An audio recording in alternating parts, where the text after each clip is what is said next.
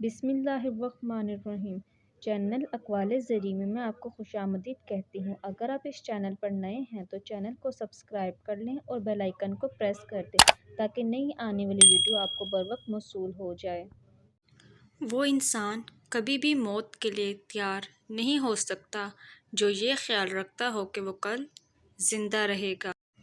جو انسان صداقت کو اپنے پلے باندھ لیتا ہے وہ زندگی میں کبھی دھوکہ نہیں کھاتا اور نہ کوئی انسان اس کو ہرا سکتا ہے۔ جب حق تعالیٰ کسی نعمت سے نوازے تو اس کا شکر ادا کرتے رہو، اور جب کوئی بندہ تیرے دل دکھائے تو اس کو معاف کرنے میں دیر نہ کرو، قدرت کے باوجود اس کو آزاد کر دو۔ معصومیت کی ایک بڑی خوبی یہ ہے کہ جو بھی دیکھتا ہے اس کو بھلی لگتی ہے، لیکن اصل میں یہ بھیڑیوں میں چھپا ایک بھیڑیا ہوتا ہے جو موقع ملتے ہی اپنا وار کر دیتا ہے۔ جو شخص کسی کو دیر سے معاف کرتا ہے وہ عرضیل ہے، اور جو جلدی معاف کر دے وہ اللہ کے انتہائی قریب ہوتا ہے۔ اعلیٰ درجے کا معاف کرنے والا صرف وہی ہے جو عفو درگزر کو اپنے ہاتھ سے نہ جانے دے۔ مسکراہٹ ایک جھلک ہوتی ہے لیکن اس کی یادیں بعض اوقات ابدی ہو جاتی ہیں۔ مسکراہٹ کا ایک ایسا پھول ہے جس کی خوشبو مہکتی رہتی ہے۔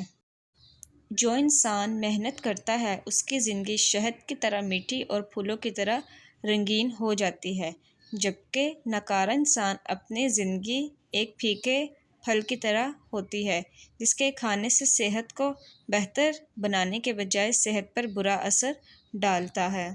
بھوکا ننگا مزدور جب جبر اور ظلم کے خلاف اٹھ کھڑا ہوتا ہے تو بڑے بڑے بادشاہوں کے تاج اس کی ٹھوکروں میں آ جاتے ہیں۔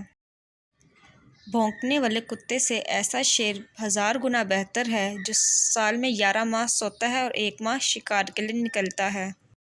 بس یہی کافی ہے۔ یہ ایک ایسا جملہ جو چھوٹی چھوٹی مصیبتوں کو ایک بڑی مصیبت بنا کر سب کچھ تباہ کر دیتا ہے۔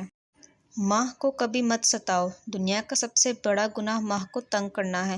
جو جنت پانا چاہتا ہے اس کو چاہیے کہ ماں کی خدمت میں اپنی ساری زندگی گزار دے۔